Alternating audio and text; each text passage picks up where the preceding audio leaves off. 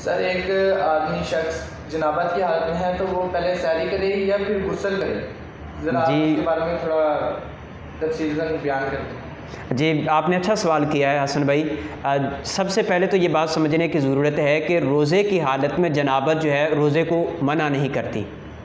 अगर आपके पास वक्त कम है तो आप इस तरह करें, सबसे पहले दो जो फ़राइज़ हैं गुस्ल के, आप उनको अदा कर लें। दो फ़राइज़ कौन से?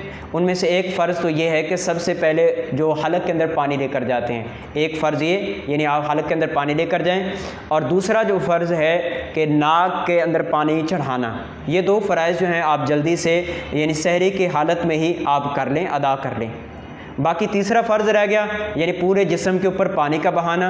तो आप सहरी जल्दी से करने के बाद जब सहरी का वक्त ख़त्म हो जाए, आपने चूँकि रोज़ा रख लिया है, आप रोज़े की हालत में नमाज़ पढ़ने से पहले पहले आप जो है तीसरा फ़र्ज़ यानी पूरे जिस्म के ऊपर पानी का बहाना जो है इसको अदा कर लें। आपके रोज़े के ऊपर कोई फ़र्क नहीं पड़ेगा, इससे आपका रोज़ा हो जाएगा।